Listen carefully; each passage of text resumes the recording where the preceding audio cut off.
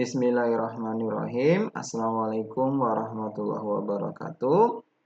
Dalam kesempatan kali ini kita akan membahas materi tentang analisis korelasi dan regresi linier pada mata kuliah statistika maupun statistika dan probabilitas.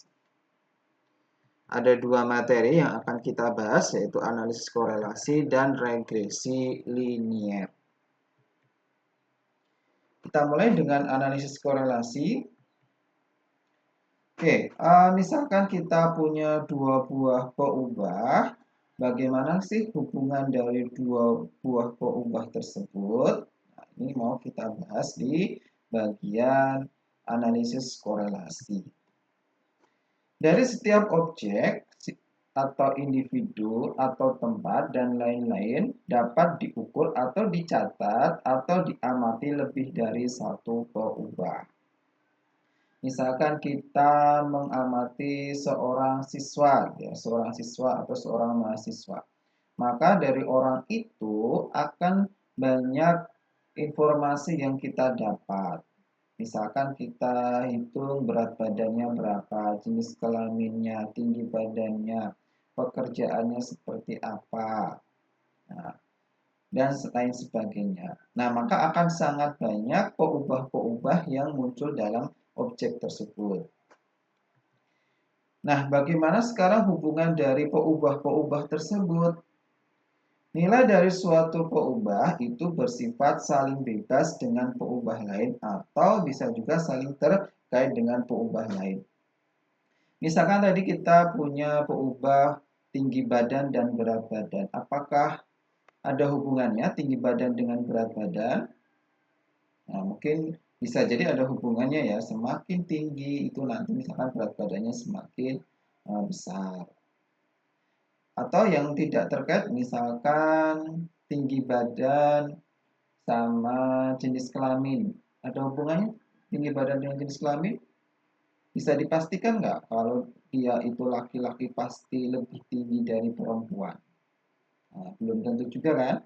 Nah, maka nanti bisa kita lihat hubungan dua peubah itu gimana sih? Apakah dia itu saling terkait atau sebenarnya nggak ada kaitannya, dia saling bebas? Kalau misalkan dia saling terkait, seberapa kuatkah hubungan antar dua buah variabel tersebut? Nah, maka kita butuh bagaimana mengukur kuatnya terkait dua buah peubah tersebut. Nah, contohnya seperti ini, kita punya tinggi badan dan berat badan. Jadi misalkan kita punya data dalam suatu kelas, mahasiswa dalam suatu kelas, itu kita ukur tinggi badannya dan berat badannya. Nah, terus kita bikin scatter plotnya ya. Nah, terlihat di sini bahwa semakin tinggi badannya, maka berat badannya juga semakin berat, semakin tinggi juga. Ya kan, ini datanya semakin ke kanan, maka ini titik-titiknya ini yang mempresentasikan data dari berat badannya, dia akan semakin tinggi. Nah, kalau ini misalkan suhu rata-rata dengan ketinggian tempat. Misalnya kita punya data ketinggian tempat dan suhu rata-ratanya. Dari sini terlihat bahwa semakin tinggi maka suhu rata-ratanya semakin rendah. Ini ketinggiannya semakin ke kanan, semakin besar, suhunya justru semakin turun. Nah, ya, kalau kita di pegunungan itu kan ketinggiannya semakin tinggi, suhunya semakin rendah, semakin dingin. Berbeda di daerah pesisir atau di dataran rendah itu kalau di dataran rendah itu tingginya otomatis rendah, suhunya justru semakin tinggi, semakin panas di dataran rendah. Gitu ya. Jadi sekarang bagaimana kita mengukur hubungan antar dua peubah? Kalau yang satu tadi itu satunya naik, satunya juga ikut naik, semakin tinggi berat badan, maka semakin tinggi badannya, maka berat badannya semakin besar. Kalau ini sebaliknya, ketinggiannya semakin tinggi suhunya justru semakin rendah. Jadi ada perbandingan yang senilai, kalau yang ini dia berbalik nilai. Nah, sekarang ngukur keeratannya tadi, kita gunakan koefisien korelasi, yaitu sebuah ukuran yang dapat mencirikan keeratan hubungan antar dua peubah. Koefisien korelasi disimbolkan rho. Nilainya itu dari min 1 sampai 1. Tanda menunjukkan arah hubungan. Jadi tadi kan kita punya hubungan bahwa dia itu senilai sama berbalik nilai. Kalau senilai berarti nanti hubungannya atau rho-nya positif dari 0 sampai 1. Kalau berbalik nilai berarti nanti koefisiennya itu yang negatif atau dari min 1 sampai 0. Besar atau magnitud menunjukkan kekuatan hubungan. Nah, jadi dia nanti semakin mendekati 1, maka semakin erat hubungannya. Atau mendekati min 1, dia semakin erat hubungannya. Kalau dia semakin mendekati 0, maka hubungannya semakin lemah. Koefisien korelasi data contoh dinotasikan dengan R. Nah, dibedakan ya, ini penulisan notasi. Rho itu untuk hubungan antar dua peubah. Dalam artian ini untuk populasinya, untuk ukuran si populasi. Itu kita simbolkan rho. Tapi untuk koefisien korelasi dari data contoh atau sampel, itu kita gunakan R. Lalu sekarang bagaimana mengukur koefisien korelasi? Jika ada dua peubah, yaitu X dan Y, korelasi antara keduanya adalah, nah rumusnya ya, RXY sama dengan SXY per SXSY. SXY itu rumusnya sigma XI min X bar dikali YI min Y bar per N min 1. Nah, terus untuk XX itu sebenarnya simpangan baku. Simpangan baku dari X, maka rumusnya akar sigma XI min X bar dikuadratkan per N min 1. Dan SY itu simpangan baku dari Y, akar dari sigma YI min Y bar kuadrat per N min 1. Oke, ini contoh koefisien korelasi yang positif. Misalkan nih R-nya 0,58. Nah, ini ya semakin ke kanan semakin tinggi. Sama semakin ke kanan semakin tinggi, ini 0,58. Yang ini 0,70. Nah, hubungannya sebenarnya sama, ini juga semakin ke kanan semakin tinggi. Ini 0,95. Ini juga semakin ke kanan semakin. Nah, apa yang bisa kita simpulkan dari gambar-gambar ini? Nah, terlihat bahwa semakin besar R-nya itu maka datanya cenderung semakin mengumpul dalam suatu garis. Ya kan? Kalau ini kan dia menyebar. Walaupun ini cenderung semakin kanan semakin naik, tapi datanya itu menyebar. Ini juga cukup menyebar. Nah, berbeda dengan yang ketiga ini. Dia semakin kanan semakin naik juga, tapi titik-titik ini, data-data ini ternyata mengumpul hampir membentuk suatu garis lurus. Polanya membentuk suatu garis lurus. Ya, kelihatan kalau dia itu semakin erat, maka datanya itu semakin mengumpul, ini membentuk suatu pola tertentu. Kalau nggak erat, ini dia datanya cukup menyebar. Selanjutnya kalau koefisien korelasi negatif, nah negatif itu artinya nilai variabel X-nya semakin besar, Y-nya justru semakin turun. Contoh tadi tentang ketinggian suatu tempat dengan rata-rata suhu. Ya, semuanya sama. Ini semakin ke kanan semakin rendah, semakin turun.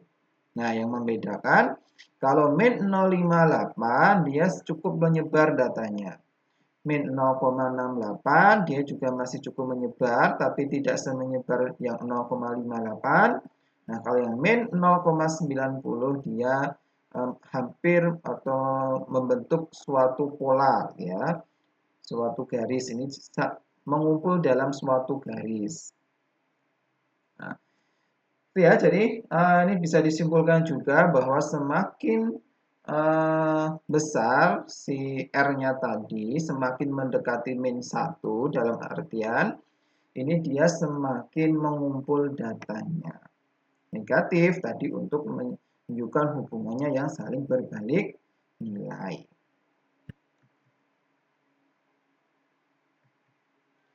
Selanjutnya ilustrasi, misalkan kita mencari ada hubungannya enggak ya antara tinggi badan dan berat badan. Nah, apakah ada hubungannya antara tinggi badan dan berat badan?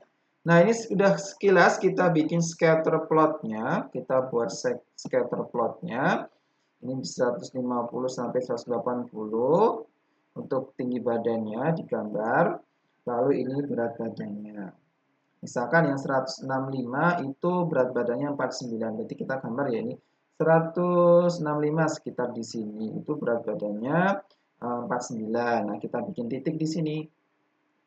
Lalu 159 itu misalkan di sini beratnya 58. Nah, 58. Nah, di sini ya 58, yang ini 58. Terus 166 misalkan di sini sekitar sini 166 itu 60. 60. Oh, ini ya 166 itu di sini ini 60. Nah, dan seterusnya kita gambar seperti itu ya. Cara membuat scatter plotnya. Jadi hubungan antara tinggi badan dan berat badan. Sekilas kita lihat ini sebenarnya dia membentuk pola ya. Ternyata semakin tinggi maka berat badannya juga semakin berat. Nah, sekarang mau kita hitung ini tuh seberapa eratkah hubungan antara tinggi badan dan berat badan. Nah, kita gunakan rumus yang tadi, maka harus ada beberapa yang kita cari. Oke, rumusnya tadi Rxx sama dengan Sxy per Sx kali Sy. Nah, berarti kita cari dulu Sxy. Nah, Sxy tadi Xi min X bar dikali Y min Y bar per N min 1. Nah, maka cara pertama kita harus bikin tabel di sini X, ini Y, terus ini X min X bar dicari. Nah, X bar itu apa? X bar itu ya rata-rata dari X. Tahu ya, nyari rata-rata. Berarti ini tinggal kita jumlahkan semua. Terus kita bagi sama banyaknya data. Kita jumlah, kita bagi sama banyaknya data. Datanya ada 10, maka ini kita jumlah, kita bagi 10. Hasilnya 165,1. Maka ini X min X bar. Nah, setiap X ini kita kurangi dengan X bar. X barnya tadi 165,1. Maka ini dikurang. 165 dikurangi 165,1. Hasilnya min 0,1. 159 dikurangi 165,1 min 6,1. 166 dikurangi 165,1 maka 0,9 dan seterusnya kita cari. Itu ya X min X bar. Selanjutnya dicari Y min Y bar. Sama ya, Y bar kita cari dulu rata-ratanya. Sigma Y ini jumlahkan semua. Terus kita bagi banyaknya data 10. Maka hasilnya 56,7. Maka Y min Y bar.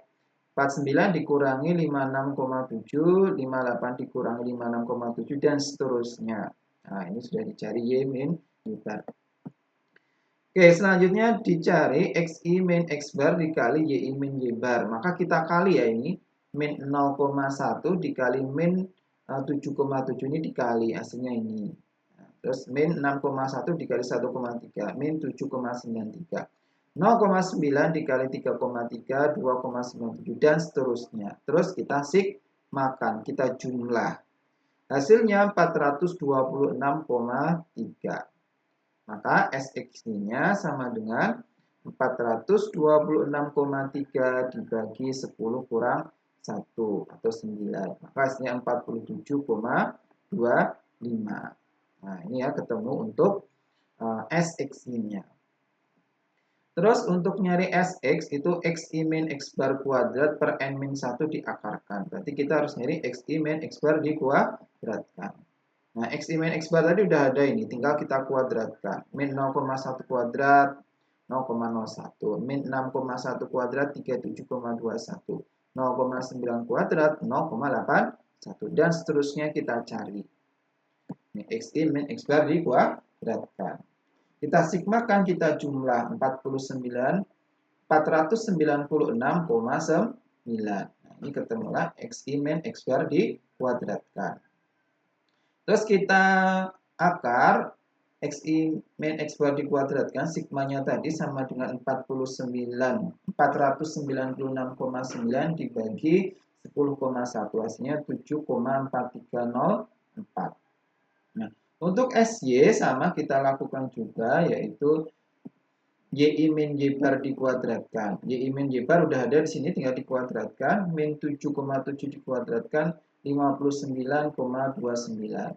1,3 dikuadratkan 1,69. Dan seterusnya disigmakan, kita jumlah 548,1. Maka SY-nya 548,1 dibagi 10 min 1.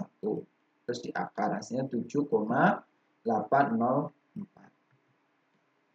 Maka nilai R itu tadi SXY, SXY-nya 47,25 dibagi SX kali SY. SX-nya 7,4304 dan SY-nya 7,804. Kita hitung hasilnya 0,814.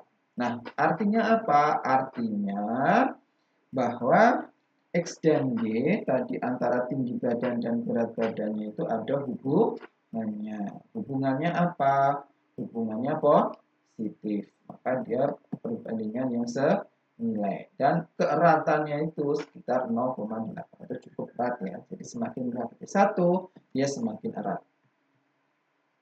Oke, itu untuk korelasi. Jadi korelasi itu kita cuma mencari hubungan antara dua buah variabel, antara X dan Y. Kita nggak tahu mana yang memberi pengaruh gitu ya. Apakah semakin tinggi itu memberi pengaruh bahwa berat badannya semakin berat? Nah, kita nggak tahu seperti itu. Yang penting ini kita cuma mencari korelasi atau hubungannya. Ternyata ada hubungannya antara berat badan dan tinggi badan. Baru sekarang kita masuk ke regresi linear. Nah, kalau regresi linear ini ada hubungan timbal balik antara X dan Y. Oke, regresi linear. Terdapat dua peubah yang satu mempengaruhi peubah yang lain. Nah, jadi kata kuncinya di regresi linear ini, dia ada hubungan, ya, ada hubungan dua buah peubah yang satu itu mempengaruhi peubah yang lainnya. Nah, misalkan berat badan balita, ya, berat badan balita. Hubungan antara gizi yang diberikan pada balita dengan berat badannya. Nah, otomatis itu mempengaruhi ya, bahwa gizi itu mempengaruhi berat badan balita. Atau misalkan kalau di seorang mahasiswa aja, misalkan dia ingin mengukur lamanya belajar sama IPK-nya. Apakah ada hubungannya antara lama belajar, rata-rata lama belajar seorang mahasiswa dengan IPK-nya? Nah, otomatis itu ada ya, semakin belajarnya semakin lama, maka nanti IPK-nya misalkan semakin tinggi, misalkan seperti itu. Jadi ada satu variabel yang mempengaruhi variabel yang lainnya. Analisis regresi merupakan metode analisis data yang memanfaatkan hubungan antara dua variabel atau lebih. Contoh berat badan dan umur. Berat badan dengan umur dan asupan gizi. Nah, kalau di balita itu masih ada pengaruhnya ya, berat badan dengan umur. Semakin umurnya bertambah, maka berat badan balita itu semakin berat juga. Itu bisa satu, jadi umur itu mempengaruhi berat badan. Nah, bisa juga yang mempengaruhi itu lebih dari satu. Umur dan asupan gizi itu mempengaruhi berat badan. Ya jelas kalau selain umur, misalkan asupan gizi itu juga sangat mempengaruhi dari berat badan seorang balita. Maka ini bisa jadi variabelnya itu lebih besar, lebih dari satu yang mempengaruhi. Kalau di mahasiswa tadi yang misalkan IPK tadi selain dipengaruhi oleh lamanya belajar, misalkan berdasarkan misalkan asal SMA-nya dulu, ya, misal asal SMA itu apakah mempengaruhi IPK-nya juga. Nah, jadi ada beberapa faktor.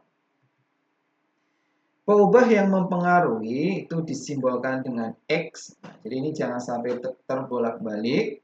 Tidak boleh sembarang nanti menyimbolkan bahwa untuk peubah yang mempengaruhi itu disimbolkan X. Peubah bebas atau istilahnya independen, peubah penjelas, explanatory, atau prediktor. Ya, jadi diperhatikan X itu nanti yang mempengaruhi. Nah, mempengaruhi. Kalau di atas tadi ya berarti umur, terus asupan gizi. Peubah yang dipengaruhi itu disimbolkan Y. Atau peubah tak bebas, peubah dependen, peubah respons, atau outcome. Ya, jadi X itu untuk yang mempengaruhi, Y itu yang dipengaruhi. Kalau Y berarti contohnya yang berat badan tadi. Kalau si mahasiswa tadi ya berarti nilai IPK. Tujuan dari regresi yaitu menyelidiki bentuk atau pola hubungan antara X dan Y. Jadi misalnya tadi berat badan sama tinggi badan hubungannya seperti apa sih? Apakah kalau tinggi badannya itu naik 1 cm, berat badannya naik sekian gram? Nah, itu. Atau misalkan tadi yang balita tadi ya, balita tadi kalau balitanya itu bertambah 1 bulan, apakah nanti tinggi badannya misalkan tambah 5 cm, nah, atau berapa? Nah, kita mau mencari polanya itu seperti apa. Jadi tidak seperti dikorelasi. Kalau korelasi tadi kan cuma ini ya, hubungannya aja. Oh, ternyata kalau X-nya naik, nanti Y-nya juga naik. Tapi naiknya seberapa itu tidak ada di korelasi. Kita cuma mengukur seberapa eratnya. Nah, di regresi ini baru kita hitung. Kalau X-nya itu naik sekian, Y-nya naik jadi berapa. Itu di regresi. Yang kedua, mengestimasi atau menduga min atau rata-rata dari Y dari populasi berdasarkan X yang diberikan. Jadi kalau kita sudah punya polanya, nanti kita bisa menduga rata-rata atau kira-kira itu nanti kalau kita punya variabel X-nya sekian, variabel Y-nya berapa.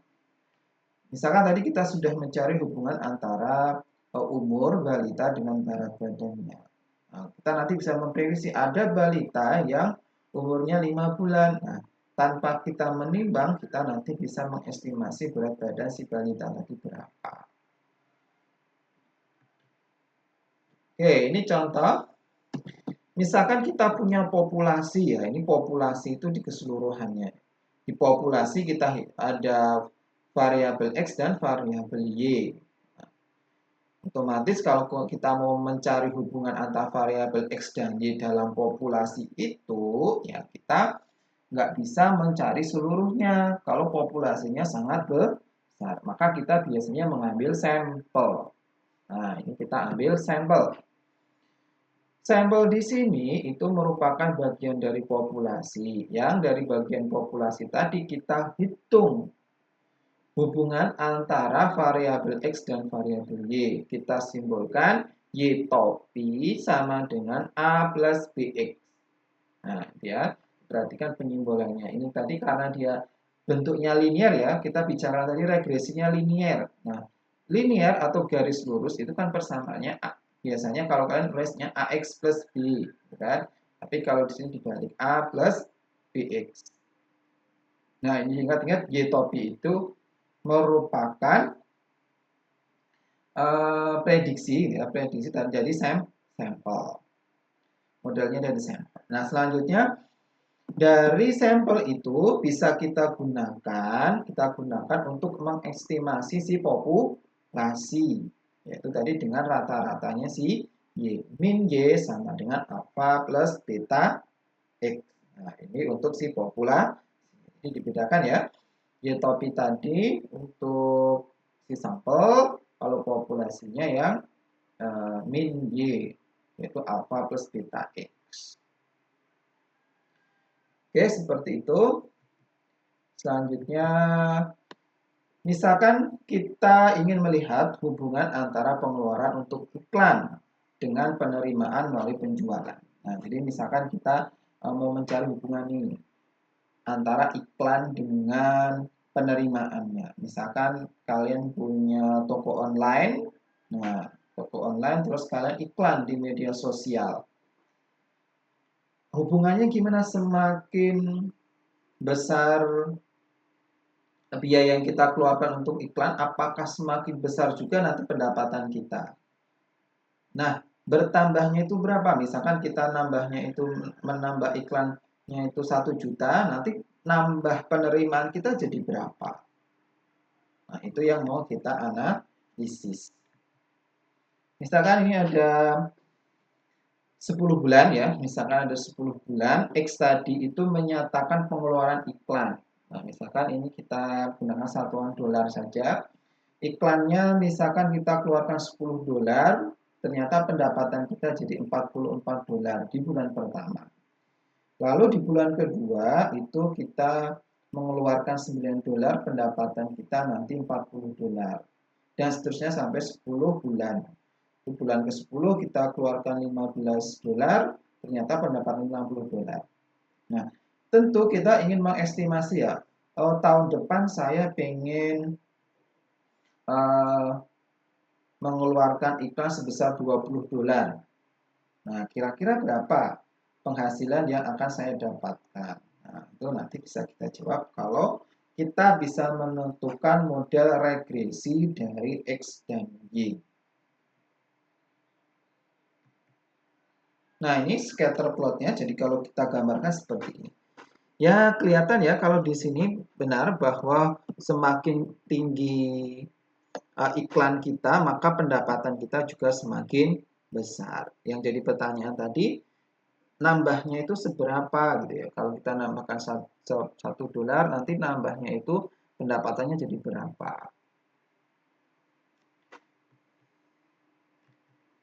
Oke, nah maka yang bisa kita lakukan adalah membuat garis linier tadi ya. Garis A plus BX tadi. Untuk memprediksi, kan kalau kita punya persamaan garis linier ini tadi, kan kita bisa memprediksi di misalkan di sini 16 dolar, di sini penghasilannya berapa. Nah, kalau kita bisa membuat garis linier ini. Pertanyaan gimana cara membuat garis linier ini, garis lurus ini? Yang pertama ada Y topi. Y topi tadi apa sih? Y topi itu ya berarti nilai dari estimasi kita, ya kan? Nilai dari estimasi kita. Jadi persamaan kita tadi kita substitusikan nilai X-nya itu Y topinya. Nah, ini estimasi kita Y topi. Padahal di data real itu bukan seperti itu. Misalkan ini tadi 11 ya, misalkan 11 dolar. Nah, 11 dolar itu kalau estimasi kita bisa dapatnya misalkan ini 47 misalkan, 47 dolar. Tapi di realnya, enggak, di realnya tadi, di bulan sebelumnya tadi, dari data enggak seperti itu. 11 dolar itu ternyata dapatnya misalkan ini 42 dolar. Nah, jadi kan ada gap ya, ada perbedaan antara estimasi kita sama data realnya. Nah, gap tadi, perbedaannya tadi berarti error kita simbolkan E. Jadi prediksi kita Y topi, terus realnya itu Y, maka ada error. Nah, errornya kita simbolkan E. Itu untuk yang 11 dolar. Nah, nanti setiap data bisa kita cari juga. Di sini juga kita cari. Nah, errornya berbeda. Nah, kalau ini errornya sangat kecil ya, karena dia mendekati data sebenarnya. Ini errornya juga cukup kecil. Ini errornya cukup besar. Nah, ini errornya cukup kecil. Ini errornya cukup besar. Nah, ini cukup kecil. Nah, ini errornya. Nah, ini mah nempel di garis. Berarti dia cukup bagus. Ini dia kelebihan Nah, ini dia kurang dari hampir mepet. Nah, kalau ini ya, dia mendekati, dia di garis regresinya. Nah, kalau kita mau menyusun, itu gimana persamaan garis lurus? Jadi kan pertanyaan kita gimana membuat persamaan garis lurusnya tadi. Yaitu ingin dibuat model Y sama dengan A plus BX. Jadi garis lurus ini tadi persamaannya Y sama dengan A plus BX. Model memuat error selisih nilai sebenarnya dengan dugaan berdasarkan model. Ya, jelas ya, tadi sudah kita jelaskan. Garis ini tadi model yang kita bentuk jelas membuat error. Ada errornya dari data sebenarnya. Nah, error tadi kita simbolkan E, yaitu Y min, Y topi. Y itu data sebenar, Y topi itu prediksi kita. Pertanyaannya bagaimana mendapatkan nilai A dan B? Nah, gimana mendapatkan nilai A dan B tadi supaya kita bisa bentuk Y sama dengan A plus B. Nah, digunakan metode yaitu OLS, Ordinary Least Square atau kuadrat terkecil. Nah, jadi metodenya kuadrat terkecil, yaitu mencari nilai A dan B sehingga jumlah kuadrat error paling kecil. Jadi gimana? Sedemikian sehingga errornya itu kecil. Nah, kenapa ini perlu kita kuadratkan? Kalau kita lihat ini tadi Y min Y bar itu dia bisa positif, bisa negatif ya. Nah, ini Y. Kalau ini Y min Y topi kan negatif di sini. Karena Y-nya lebih rendah. Berbeda di sini Y min Y topinya positif karena Y-nya lebih tinggi dari Y topi. Maka errornya itu bisa positif, bisa negatif. Nah, supaya positif semua, supaya nanti bisa kita bandingkan, maka errornya kita kuadratkan. Maka di sini kenapa errornya dikuadratkan. Nah, sekarang kita akan mencari nilai A sedemikian sehingga kuadrat errornya tadi kecil. Nah, kita menduga nilai A dan nilai B sehingga error kuadratnya tadi kecil. Atau bisa kita tuliskan sigma I dari 1 sampai N EI kuadrat. Jadi ya seperti tadi sudah kita lihat, setiap data dia punya error. Nah, berarti total error kuadrat tadi harus minimum. Atau kalau kita jabarkan ini jadi YI min A topi min B topi XI dikuadratkan. Ini jadi yang Y topinya. Ya, sekarang kita mau mencari pendugaan dari A dan B, yaitu dengan meminimumkan error kuadrat atau persamaannya seperti ini. Oke, untuk penurunan rumusnya, ini penurunan rumusnya, tadi kan dia supaya minimum errornya tadi, gimana mendapatkan A dan B-nya kan? Nah, itu kalau kita turunkan nanti rumusnya seperti ini. Untuk penurunan rumusnya nanti saya jelaskan di video yang terpisah ya, nanti bisa dilihat. Sebenarnya rumus B topi ini dapatnya dari mana sih? Nah, ya sebenarnya dapatnya dari ini tadi, meminimumkan nilai ini sehingga A dan B-nya diperoleh. Meminimumkan error kuadrat nanti diperoleh ini. Nanti saya jelaskan di video yang terpisah. Diperoleh ya rumus B topi. Nah, sekarang sudah diperoleh rumus B topi yaitu sigma I dari 1 sampai N X I min X bar dikali Y I min Y bar. Lalu per sigma I dari 1 sampai N X I min X bar dikuadratkan. Itu untuk nyari B topi. Nah, sekarang bagaimana untuk mencari A topi? Nah, untuk mencari A topi ya berarti tinggal kita substitusikan saja ke persamaan. Persamaan kita tadi kan sebenarnya ini ya. Nah, ini. Di sini kan nanti tinggal kita substitusikan saja kan. Ini tadi A topi, ini B topi, ini nanti X bar sama Y barnya. Maka A itu nanti bisa kita peroleh ya. A itu dari mana? Y dikurangi sama BX. Jadi A itu sama dengan Y dikurangi BX. Maka di sini untuk mencari A topi cukup dari Y bar min B topi kali X bar. Karena B topiknya tadi sudah diperoleh. Nah, Y bar itu rata-rata dari Y, untuk X bar itu rata-rata dari X. Nah, contoh nih, ini kita punya data 1 sampai 10, datanya ada 10. Terus ini tadi X-nya tadi menyatakan ini ya, apa? Pengeluaran iklan kita. Y itu menyatakan pendapatan kita. Nah, jadi X itu menyatakan iklan yang kita keluarkan, Y itu menyatakan pendapatan kita berapa. Rumusnya tadi untuk mencari B topi, ini X I min X bar, Y I min Y bar per X I min X bar dikuadrat. Nah, di sini ada X bar dan Y bar. Maka kita harus nyari dulu X bar dan Y bar. X bar berarti ya tinggal sigma XI, ini 120 dibagi 10. Y bar berarti tinggal sigma YI 500 dibagi 10. Maka kita dapat X barnya 12, Y barnya 50.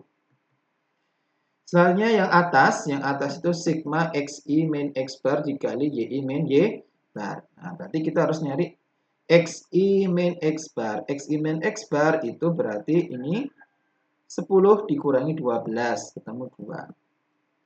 9 dikurangi 12, min 3. 11 dikurangi 12, min 1. 12 dikurangi 12, 0, dan seterusnya. Nah, ini XI min X bar. YI min Y bar berarti 44 dikurangi 50 min 6. 40 dikurangi 50 min 10. 42 dikurangi 50 min 8 dan seterusnya. Ini YI min Y bar. Lalu XI min X bar dikali YI min Y bar. Berarti ini dikali ya. Min 2 dikali min 6, 12. Min 3 kali min 10, 30. Min 1 dikali min 8, 8. 0 dikali min 4, 0. Min 1 kali 2, 2, dan seterusnya. Ini YI min Y bar dikali XI min X bar dikali YI min Y bar.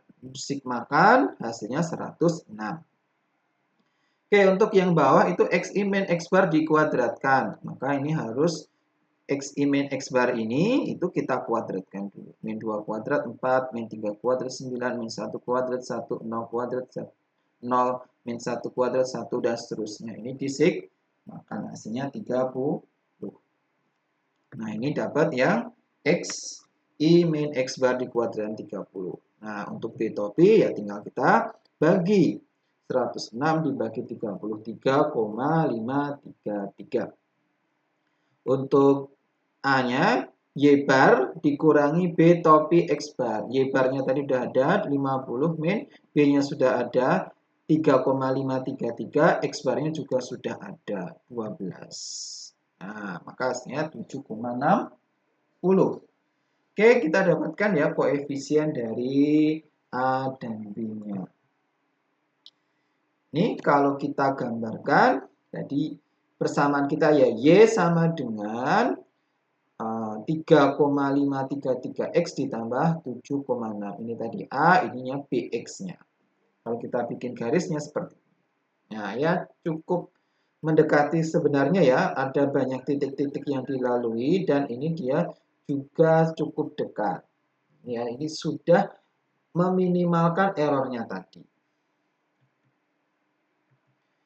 Nah, sekarang interpretasinya apa sih? Kita sudah dapat A dan dapat B, itu artinya apa? Tadi kita sudah peroleh Y sama dengan A, A-nya 7,6 ditambah BX, BX-nya 3,53X. Artinya kalau kita interpretasikan pendapatan itu sama dengan 7,6 ditambah 3,53 kali belanja iklan.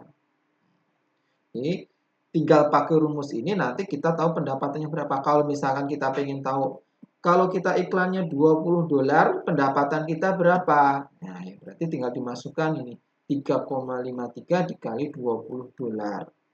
Nah, terus ditambah sama 7,6. Maka kita tahu pendapatan kita. Jadi kita bisa mengestimasi. A itu disebut intercept besar, yaitu besarnya nilai Y ketika X sama X sebesar 0. Ya, jadi untuk A itu intercept-nya. Artinya apa? Ya berarti kalau di kasus kita, ketika X-nya 0 berarti tanpa belanja iklan gitu kan. X-nya 0 berarti tanpa belanja iklan pendapatan kita itu 7,6 dolar. Jadi tanpa iklan sama sekali kita mendapatkan pendapatan 7,6 dolar. Kalau B itu gradient atau slope, yaitu besarnya perubahan nilai Y ketika X berubah satu satuan. Tanda koefisien B menunjukkan arah hubungan X dan Y. Nah, ya jadi tadi, kalau kita menambahkan iklan itu 1 dolar, nah berarti pendapatan kita nanti bertambah 3,53 dolar. Nah, gitu. Kalau interpretasinya. Pada kasus ini tadi, benar ya, 7,6 dolar itu artinya pendapatan kita tanpa melakukan iklan. Kalau yang 3,53 berarti jika belanja itu kita naikkan 1 dolar, maka nanti pendapatannya naik 3,533 dolar. Oke, seperti itu. Nah, ini tadi kita sudah mendapatkan persamaannya. Tapi ingat, ini tadi masih dalam sampel. Kita ngomong ini tadi masih dalam sampel. Bagaimana untuk kita tarik kesimpulannya di populasi? Kan? Kita tarik kesimpulannya di populasi. Apakah masih berlaku seperti ini? Apakah masih berlaku hubungan linear antara variabel X dan variabel Y? Nah, untuk menarik kesimpulan di populasi, maka kita perlu melakukan yang namanya uji hipotesis. Oke, yaitu menggunakan uji signifikasi koefisien B. Yaitu kita gunakan H0 ketika B sama dengan 0 dan H1-nya B tidak sama dengan 0. Nah, pertanyaan kenapa yang dianalisis B? Kenapa yang dianalisis itu B? Kenapa bukan si A? Karena kalau B 0 itu artinya X tidak mempengaruhi Y. Coba kita lihat di sini. Kalau X-nya ini sama dengan 0, ya kan? Kalau X ini dia nilai B-nya, B itu kan yang 3,53. Jadi kalau ini tuh 0, berarti kan tinggal Y sama dengan 7,6 ditambah 0 kali X. Berapapun nilai X, ya nilainya tetap 7,6. Berarti X itu tidak mempengaruhi sama si Y. Itulah alasannya kenapa si B yang kita gunakan uji hipotesisnya, bukan si A. Ya, karena kalau B sama dengan artinya X tidak mempengaruhi Y, dan B tidak sama dengan 0 artinya X itu mempengaruhi Y. Statik ujinya pakai B topi per SB topi. Dengan rumus SB topi itu sama dengan sigma I dari 1 sampai N YI min YI topi kuadrat per N min 2 dikali sigma I dari 1 sampai N XI min X bar di kuadrat. Tolak H0 jika harga mutlak dari T melebihi nilai T pada tabel dengan derajat bebasnya N min 2 dengan tingkat kesalahan alfa per 2. Ya, nanti perhatikan derajat bebasnya pakai N min 2, terus alfanya nanti pakai alfa per 2. Oke, ini dari data kita tadi, kita tadi butuh YI min YI topi, nanti dikuadratkan. Nah, maka kita sebenarnya ini butuh YI topi. Nah, YI topi itu apa? YI topi itu nilai X yang kita substitusikan ke model yang kita peroleh tadi. Y sama dengan 7,6 plus 3,53X. Nah, jadi untuk cari Y topi, ini saya tuliskan di sini Y topi. Y topi itu diperoleh dari nilai X ini. Nah, 10 ini kita substitusikan sini. 10 dikali 3,53 ditambah 7,6. Maka hasilnya 42,9. Demikian juga 9 kita substitusikan ke sini 3,53 11,53 kali 9 ditambah 7,6, maka hasilnya 39,37. 11 substitusi 3,53 kali 11 ditambah 7,6, hasilnya 46,43. Nah, ini ya diperoleh. Ini maka diperoleh YI topi. Selanjutnya tadi ada YI min YI topi. Nah, jadi kita cari ini YI min YI topi. Dari mana? Ya ini kita kurangkan 44 dikurangi sama 42,9, 1,1. 40 dikurangi 39,37, 0,63. 42 dikurangi sama 46,43 min 4,43 dan seterusnya. Ini yang YI min YI topi. Selanjutnya yang tadi yang dicari YI min YI topi dikuadratkan. Nah, ini dapat 65,483. Dapat ya, berarti yang atas ini dapat. Yang bawah ini sebenarnya XI min X bar dikuadratkan tadi sudah kita cari ya di sebelumnya tadi. Nah, maka ini tinggal kita panggil lagi saja ini tadi. XI min X bar dikuadratkan tadi sudah kita cari. 30. Maka bisa kita hitung T hitungnya akar dari 65,47 dikali N-2 tadi 8 ya. Terus XI min X bar dikuadratkannya 30. Artinya hasilnya 0,52. Selanjutnya nilai T. Nah, nilai T itu 3,53 per 0,52, 6,79. Di SB-nya kita peroleh, nah T hitungnya itu diperoleh 6,79. Nah, sekarang T pada tabel itu derajat bebasnya itu 8, alfanya itu 5%.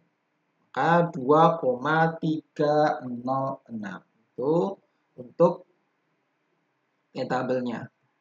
Nah, maka kesimpulannya H0 ditolak ya. Jadi H0-nya ditolak karena T hitungnya di sini T hitung itu lebih besar dari T tabel. Jadi kalau kita gambar ini di diagram distribusi normal itu 6,79 itu kan di kanannya 2,306. Itu masuk ke daerah penolakan H0. Maka H0 ditolak artinya data mendukung kesimpulan adanya pengaruh X-Expeditor terhadap sales revenue. Atau tadi berarti iklan tadi mempengaruhi pendapat. Ya, itu untuk uji hipotesis koefisien B. Nah, sekarang tadi sudah kita hitung ya, ini tadi ternyata berpengaruh ya. Model yang kita gunakan sudah kita bentuk, terus ternyata benar mempengaruhi antara X dan Y-nya tadi. Ada hubungan, karena B-nya tidak sama dengan 0. Selanjutnya kita ingin mengukur kebaikan model. Seberapa baik sih model yang kita bentuk itu? Apakah model itu sudah mempresentasikan masalah realnya? Seberapa baik model itu? Nah, maka kita butuh ukuran kebaikan model. Nah, itu menggunakan koefisien determinasi atau R kuadrat, R square. Nanti sering kalian dengar istilah R square, R kuadrat. Itu untuk mengukur kebaikan model dari regresi. R square itu bernilai antara 0 sampai dengan 1. R square adalah persentase keragaman data yang mampu diterangkan oleh model. R square tinggi adalah indikasi model yang baik. Jadi 0 sampai 1, semakin mendekati 1, nanti dia semakin baik modelnya.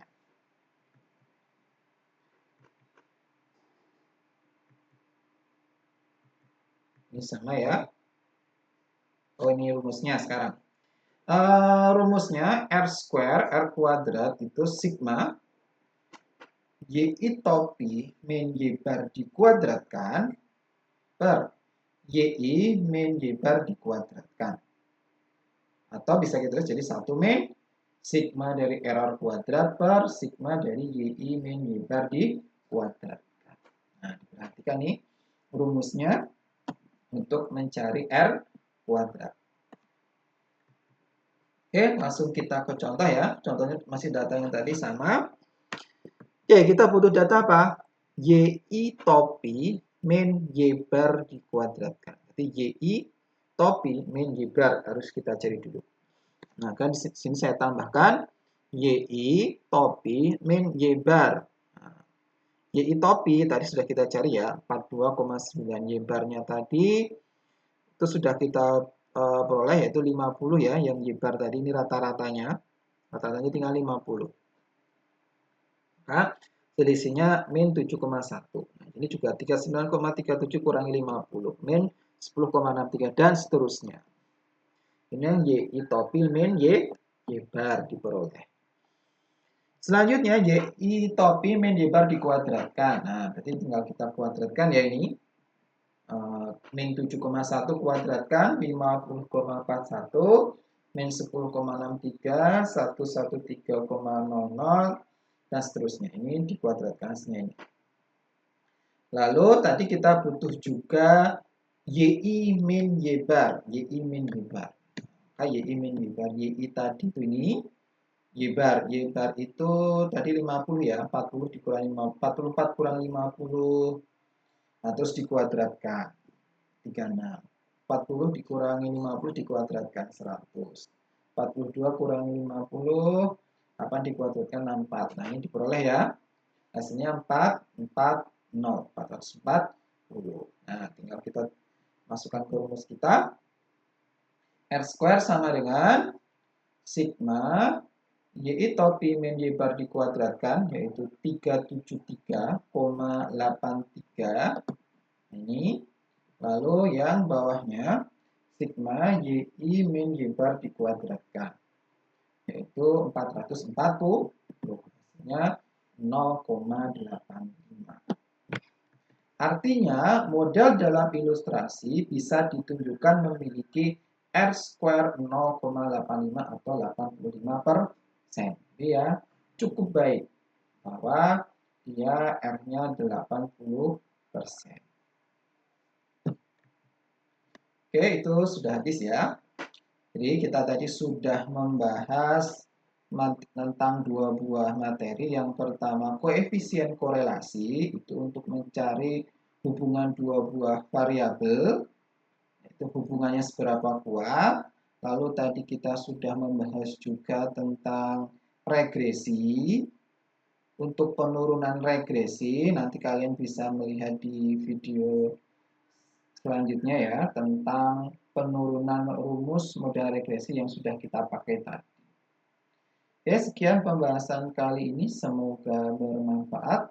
Wassalamualaikum warahmatullahi wabarakatuh.